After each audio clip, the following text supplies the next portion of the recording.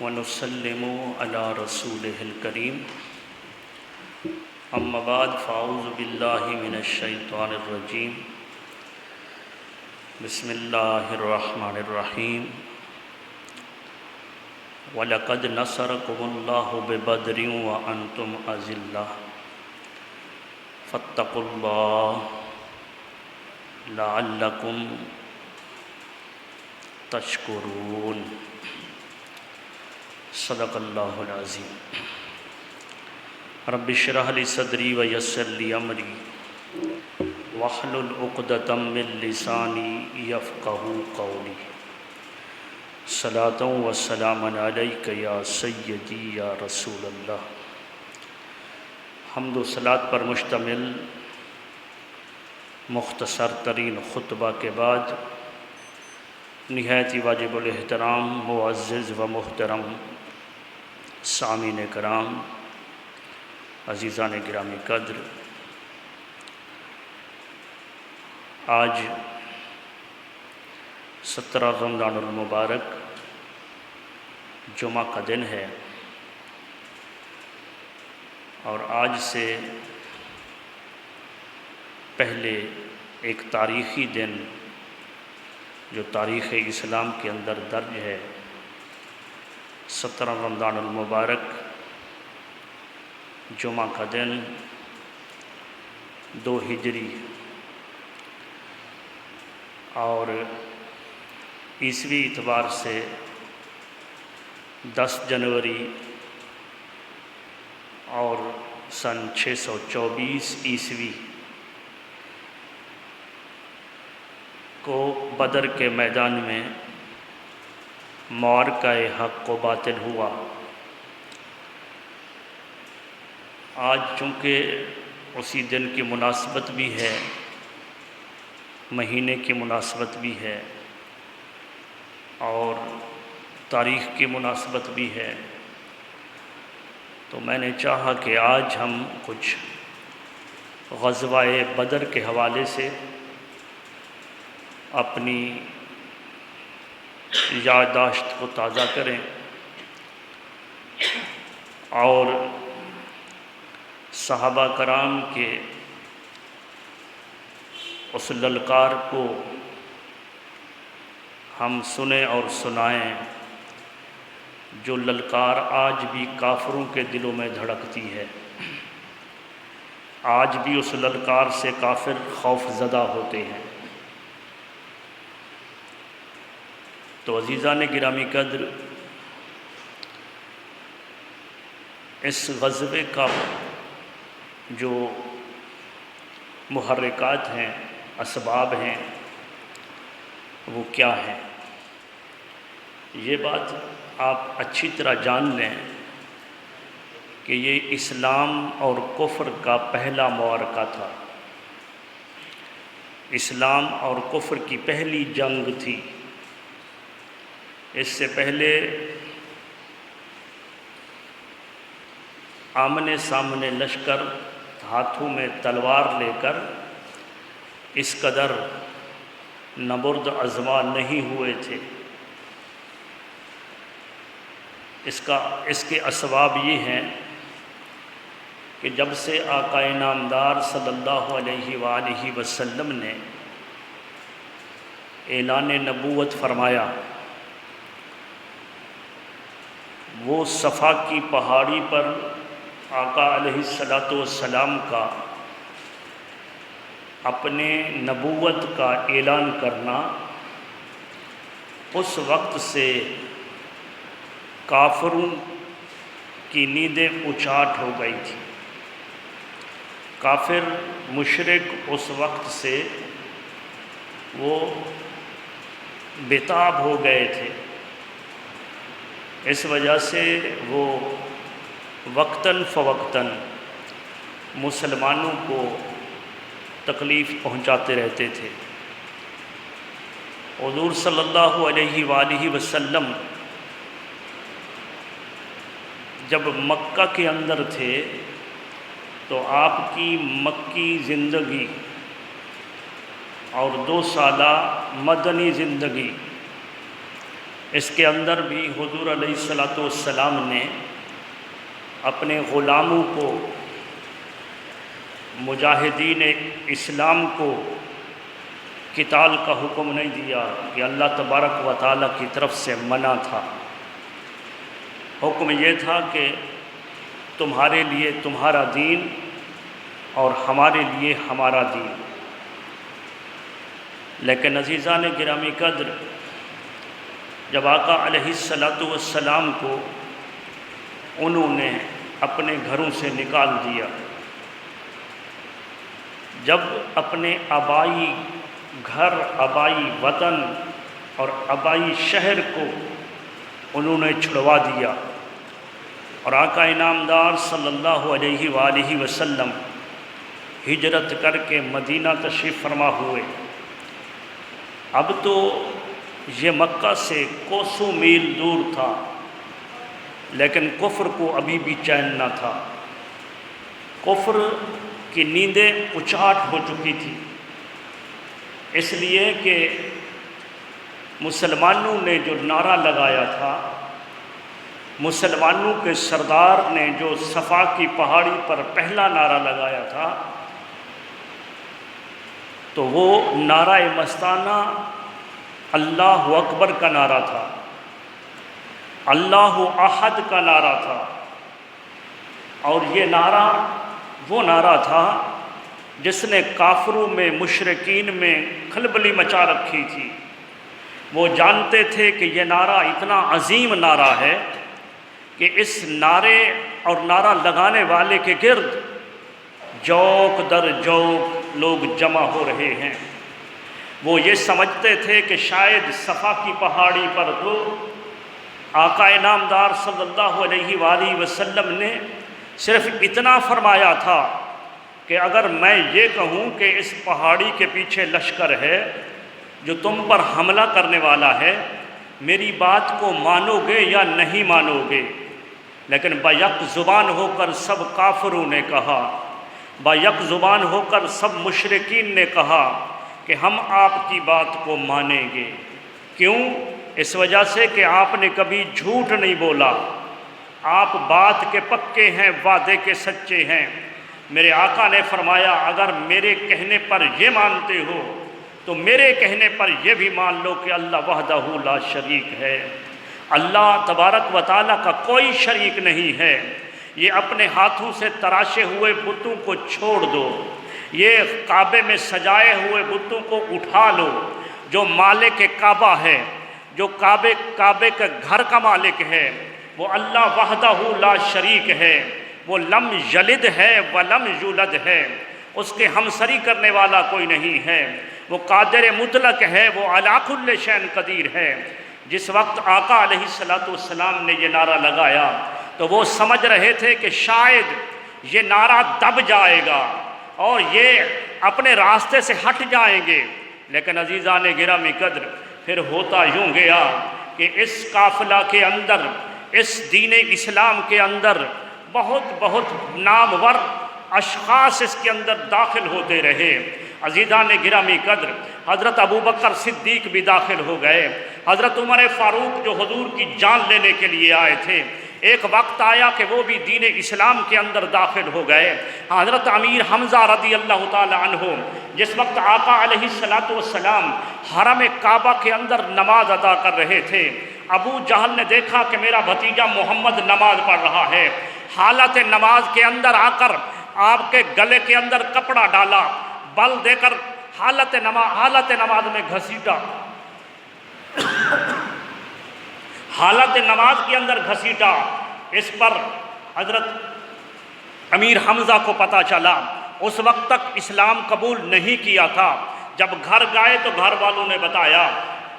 کہ ابو جہل نے تمہارے بھتیجے کے ساتھ یہ کیا ہے۔ اس نے یہ سنا اور سیدھا ابو جہل کے پاس گیا، اس پر ایسا کاری ضرب لگایا، اس کو اتنا مارا کہ زخمی کر دیا۔ پھر اپنے بھتیجے کے پاس آیا، اے میرا بھتیجا محمد، میں نے تمہارا بدلہ ابو جہل سے لے لیا ہے۔ آپ نے فرمایا چچا جان، مجھے اس میں خوشی نہیں ہے کہ آپ نے میرا بدلہ لے لیا ہے، مجھے تو تبھی خوشی ہوگی جب آپ میرے لائے ہوئے دین کو قبول کر لیں گے۔ حضرت امیر حمزہ نے یہ سنا تو فرمانے لگے، لو بھتیجا، میں دین اسلام کو اللہ کی رضا کے لیے قبول کرتا ہوں، اے بھتیجا آپ کی رضا کے لیے اللہ کے دین کو قبول کرتا ہوں۔ تو بتانے کا مقصد یہ تھا کہ اس دین اسلام کے اندر بڑے بڑے اشخاص، سیدنا ابو بکر صدیق جیسے، عمر فاروق جیسے، امیر حمزہ جیسے، اور اگر مدینہ میں آئے تو سعد بن ابی وقاص جیسے، اور سعد معاذ جیسے، اس جیسے بڑے بڑے اشخاص جو ہے وہ دائرہ اسلام کے اندر جب داخل ہوئے تو کفر تو پہلے بھی بے چین تھا، کفر کی نیندیں تو پہلے بھی اچاٹ ہو چکی تھیں، لیکن جب دیکھا کہ جو بھی ان کے پاس جاتا ہے وہ واپس پلٹ کر نہیں آتا بلکہ انہی کا ہو جاتا ہے، اس وجہ سے انہوں نے آقا علیہ السلام اور ان کے غلاموں کو ہجرت پر مجبور کیا۔ میرے آقا صلی اللہ علیہ وسلم نے ہجرت کی، مدینہ میں آپ صلی اللہ علیہ وسلم تشریف لے گئے، لیکن عزیزان گرامی قدر، ان کافروں نے، ان مشرکین مکہ نے مسلمانوں کو وہاں بھی چین کی نیند نہیں سونے دیا۔ کیا ہوتا تھا؟ مکہ سے اپنے لوگوں کو بھیجتے تھے، مدینہ کے چراگاہوں کے اندر مسلمانوں کے جانوروں کو قبضہ کر لیا جاتا تھا، اکا دکا چراگاہ کے اندر جو جانور چرانے کے لیے مقرر ہوتا تھا ان کو بھی وہ شہید کر دیتے تھے۔ یہ معاملہ ہوتا رہا، یہ معاملہ ہوتا رہا، اور اس غزوہ بدر کا جو بڑا سبب ہے وہ یہ ہے کہ ایک صحابی حضرت معاذ، وہ جو ہے جس وقت یہاں پر آئے مکہ کے اندر، وہ یہاں آ کر انہوں نے طواف کعبہ کر کے واپس پلٹ رہے تھے، ابو جہل حرم کے اندر داخل ہو رہا تھا۔ اس نے انہیں کہا، سنو، اگر تم امیہ کے مہمان نہ ہوتے تو تم واپس پلٹ کر نہ جاتے۔ اس نے جواب دیا، سنو، اگر تم ہمیں کعبہ سے روکو گے تو ہم تمہارا وہ تجارتی جو تمہارا راستہ ہے شام کی طرف مدینے کے راستے سے جاتا ہے تو ہم تمہارا تجارتی راستہ بند کر دیں گے، ہمیں شام کی طرف تمہیں تجارت نہیں کرنے دیں گے۔ جب یہ بات حضور علیہ السلام تک پہنچی، وہ صحابی جب مدینہ میں تشریف لے گئے حضور علیہ السلام تک، تو میرے آقا نے فرمایا، ہاں ابھی یہ کعبہ سے بھی روکنے لگے ہیں، تو ایسا کرو، ان کا ایک قافلہ ابو سفیان کی قیادت میں وہ شام کی طرف گیا ہوا ہے اور اس کے آنے کا وقت قریب ہے، ایسا کرو کہ ان کا راستہ روک لو تاکہ انہیں احساس ہو جائے کہ مسلمان جو ہیں وہ اب ہاتھ پر ہاتھ دھرے نہیں بیٹھے رہیں گے۔ اگر تم مکہ سے حرم کعبہ سے روکو گے تو ہم بھی تمہارا تعاقب کریں گے، تمہیں ہم تجارت نہیں کرنے دیں گے۔ تو عزیزان گرامی قدر، پھر میرے آقا صلی اللہ علیہ وآلہ وسلم نے صحابہ کرام کو فرمایا کہ ایک گروہ جمع کرو۔ وہ گروہ کتنا جمع ہوا؟ 313 یا 312 کی تعداد میں کم و بیش صحابہ کرام جمع ہوئے اور تعاقب کو نکلے اس قافلے کو جو تجارت کا قافلہ تھا۔ لیکن عزیزان گرامی قدر، اس مسلمانوں کی صفوں کے اندر منافقین بھی موجود تھے، تو کسی نے جا کر ابو سفیان کو خبر دے دی کہ مسلمان تمہارے قافلے کو قبضہ میں لینا چاہتے ہیں، اور وہ قافلہ، وہ تجارتی قافلہ مکہ کے ہر شخص کا اس میں حصہ تھا۔ وہ وقت تو جاہلیت کا تھا، وہ دور تو جاہلیت کا تھا، لیکن اس وقت بھی ایک دوسرے کے مال کو غبن کرنا، کھانا جرم سمجھا جاتا تھا۔ وہ جاہل تھے دینی دنیاوی اعتبار سے، لیکن عزیزان گرامی قدر، وہ جب کوئی تجارت کے لیے جاتے تھے تو ایک آدمی کو سر بنا کر اپنے کسی غلام کو ساتھ بھیج دیا، کسی اور آدمی کو بھیج دیا، یا خود گئے ہی نہیں، مال ان کے سپرد کر دیا۔ تو سارے قریش مکہ کا اثاثہ تھا اس قافلے کے اندر، جس کی قیادت ابو سفیان کر رہے تھے۔ ابو سفیان کو جب پتہ چلا، ابو سفیان تو بڑے شاطر انسان تھے، بڑے چالاک انسان تھے، انہوں نے ایک غلام کو ایک اونٹ دیا، تیز رفتار اونٹ، اور فرمایا کہ جاؤ مکہ کے اندر جا کر تمام مشرکین کو آگاہ کر دو کہ اگر تم ہماری مدد کو نہیں پہنچو گے تو تمہارا یہ اثاثہ ختم ہو جائے گا، مسلمان اس پر قبضہ کر لیں گے۔ وہ شخص بڑا شاطر تھا، بڑا چالاک تھا وہ جانے والا، وہ جب مکہ کے قریب پہنچا اس نے اپنے اونٹ کو زخمی کر دیا، اس نے اپنے آپ کو زخمی کر دیا، اپنے کانوں پر زخم لگا دیے، اونٹ کے کان کاٹ دیے، چلاتا ہوا کپڑے پھاڑتا ہوا وہ چلاتا ہوا مکہ کے اندر داخل ہوا۔ اے مکہ والو، اپنے جداد کو بچاؤ، اپنے اثاثہ کو بچاؤ، مسلمانوں نے ہم پر حملہ کر دیا ہے، تمہارا سارا اثاثہ لوٹ لیا ہے۔ ابو جہل جو مکہ کے قریش کا سردار تھا کہنے لگا ہاں اب ایسا کرو کہ ایک لشکر جرار تیار کرو۔ بڑے بڑے جنگجوؤں کو جمع کیا گیا اور ان کے پاس اسلحے سے لیس ہو کر وہ مدینہ کی طرف روانہ ہوئے۔ اب جب راستے میں پہنچے تو ابو سفیان نے اپنا راستہ بدل لیا تھا، وہ جس راستے سے آنا تھا، مسلمان جس راستے سے تعاقب میں تھے، اس نے وہ راستہ بدل دیا، وہ مدینہ کے راستے سے نہیں آیا بلکہ اور راستے سے، وہ سمندری کنارے کے راستے سے وہ اپنے قافلے کو بچا کر لے گیا۔ جب قافلہ بچ گیا تو اس نے پھر ایک اپنا قاصد بھیجا کہ جا کر مکہ کے قریش کو کہہ دو کہ تمہارا قافلہ بچ گیا ہے، اب زحمت کرنے کی ضرورت نہیں، اب تم تکلیف نہیں کرو، گھر میں بیٹھے رہو۔ لیکن عزیزان گرامی قدر، اس وقت ایک لشکر جرار کافروں کا ابو جہل کی قیادت میں تیار ہو چکا تھا۔ جس وقت وہ قاصد پہنچا اس نے سب کچھ سنایا تو ابو جہل کہنے لگا نہیں، اب تو ہم پیچھے نہیں ہٹیں گے، اب تو ہم مکہ سے چل پڑے ہیں، اب تو ہم تیار ہو چکے ہیں، اب ہمارے پاس ماہر، ہمارے پاس جو ہے وہ جنگجو موجود ہیں اور ہر شخص اسلحہ سے لیس ہے، اب تو ہم مسلمانوں کو مزہ چکھا کر رہیں گے۔ ان کی اس جو جمعیت ہے، ان کی جو تعداد ہے، ان کو ہمیشہ کے لیے ختم کر کے رہیں گے۔ یہی وجہ تھی کہ اس کی ہٹ دھرمی کے ساتھ وہ سارا قافلہ پھر رواں دواں ہوا۔ کیا ہوتا تھا کہ ہر منزل پر جب پڑاؤ ہوتا تھا تو ایک سردار اپنے اونٹ کو ذبح کرتا تھا اور مغنیہ عورتیں، گانا گانے والی عورتیں ان جنگجو کا حوصلہ بڑھانے کے لیے گانا گایا کرتی تھیں، ناچ گانا بھی ہوتا تھا، شراب خوری بھی ہوتی تھی، اور پھر یہ قافلہ آتا جا رہا ہے۔ ادھر امام الانبیاء صلی اللہ علیہ وسلم کو جب خبر پہنچی تو آقا علیہ السلام نے بھی اپنے ان غلاموں سے مشورہ کیا، واپس پلٹ کر مدینہ نہیں گئے، اور جو مدینہ کے اندر تھے ان کو ساتھ نہیں لیا، وہ جو آپ کے ساتھ تھے ان سے مشورہ کیا کہ اب کیا کرنا چاہیے۔ میرے آقا صلی اللہ علیہ وآلہ وسلم کو اللہ تبارک و تعالیٰ کا حکم ہے وَشَاوِرْهُمْ فِي الْأَمْرِ، اے حبیب اپنے ہر کام کے اندر اپنے ان غلاموں کے ساتھ مشورہ کیا کریں۔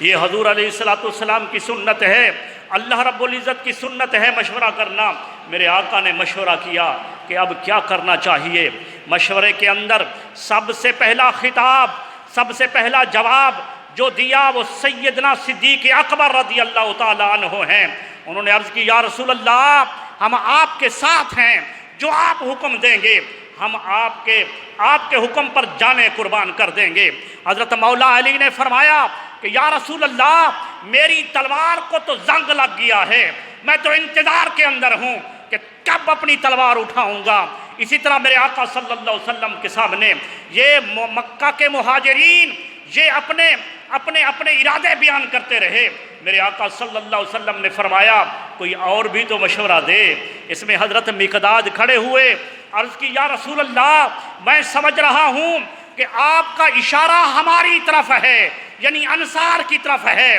تو یا رسول اللہ سماعت فرمائیے، ہم قوم موسیٰ کی طرح نہیں ہیں کہ قوم موسیٰ نے کہا تھا کہ آپ اور آپ کا سچا خدا لڑے، ہم تو یہاں بیٹھے ہیں۔ یا رسول اللہ ہم آپ کی امت ہیں، ہم آپ کے غلام ہیں، آپ ہمیں حکم تو دیں، ہم اپنے گھوڑوں کو سمندر کے اندر ڈال دیں گے، آپ ہمیں حکم دیں گے کنووں میں چھلانگ لگا دیں گے، ہم آپ کے ساتھ لڑیں گے، دائیں بھی لڑیں گے بائیں بھی لڑیں گے، سامنے بھی لڑیں گے پیچھے بھی لڑیں گے۔ میرے آقا صلی اللہ علیہ وسلم نے حضرت مقداد کی بات سنی، آپ خوش ہوئے۔ حضرت سعد کھڑے ہوئے، عرض کی یا رسول اللہ سنا ہے کہ جنات نظر نہیں آتے، لیکن یا رسول اللہ آپ حکم تو ارشاد فرمائیں، میں خالی تلواریں بن دیکھی تلواریں جنات پر چلا دوں گا، اگرچہ وہ جنات نظر نہیں آتے، آپ حکم دیں گے تو میں خالی تلواریں چلانا شروع کر دوں گا۔ حضور علیہ السلام نے یہ اپنے غلاموں کا جذبہ دیکھا، اس میں سے پھر حضور علیہ السلام نے سب کو جہاد کے لیے ابھارا، اپنا ایک خطاب کیا۔ تو اس کے بعد ایک 14 سال کا نوجوان حضرت عمیر بن ابی وقاص کھڑا ہوتا ہے، عرض کرتا ہے یا رسول اللہ مجھے بھی آپ اجازت دیجئے، میرے بھائی کو تو آپ نے سعد بن ابی وقاص کو تو اجازت دے دی، لیکن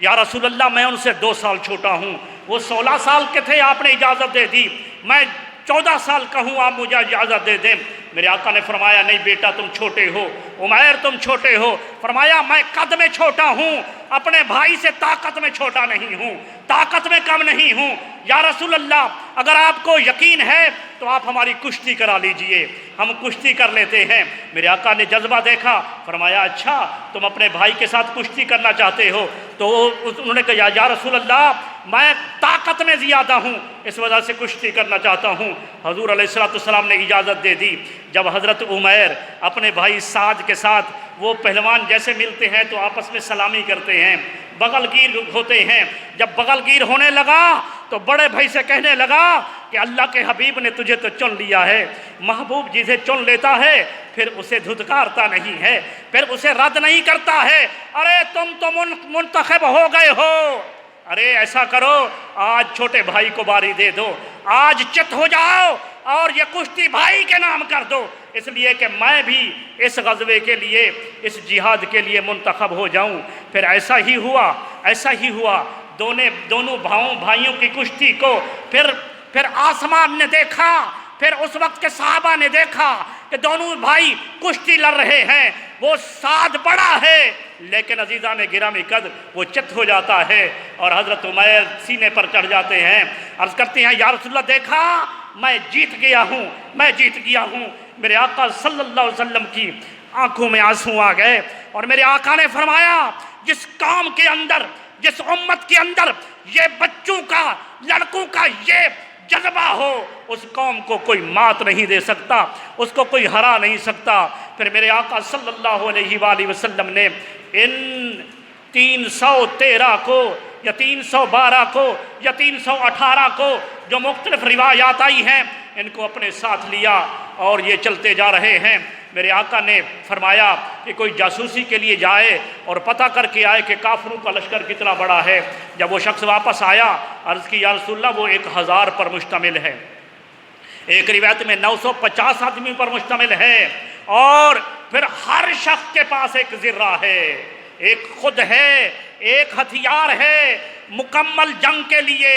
اور پھر ان کے پاس ایک 100 گھوڑا ہے۔ تو آقا علیہ السلام کے پاس تو 2 گھوڑے تھے اور باقی اونٹ تھے۔ میرے آقا صلی اللہ علیہ وسلم کے پاس جو اونٹ تھے وہ بھی کافی نہ تھے، جس اونٹ پر میرے آقا سوار تھے اس میں بھی 3 حصے دار تھے، حضرت علی، حضرت زید اور امام الانبیاء۔ حضرت زید اور حضرت علی نے آپس میں مشورہ کیا کہ ہم اپنی باری پر سوار نہیں ہوں گے، ہماری سارے سفر میں امام الانبیاء سوار ہوں گے۔ لیکن عزیزان گرامی قدر جب میرے آقا سوار تھے اور مسافتیں مقرر تھیں کہ تینوں حقدار، تین حقدار جو ہیں وہ اپنے اپنے سفر پر، اپنی سواری پر سوار ہوں گے، تو میرے آقا نے فرمایا کہ علی اونٹ کو بٹھاؤ، تمہاری بیٹھنے کی باری ہے۔ عرض کی یا رسول اللہ نہیں، ہم نے اپنی باری آپ کو دے دی ہے، آپ سوار ہوں۔ میرے آقا نے فرمایا نہیں، تمہیں ثواب کی ضرورت ہے، مجھے ثواب کی ضرورت نہیں ہے۔ اے علی، اے زید، جو مسافت ہے، جب میں سوار ہوں تم چل رہے ہو، اور جب تمہاری باری ہوگی تم سوار ہوگے، میں پیدل چلوں گا۔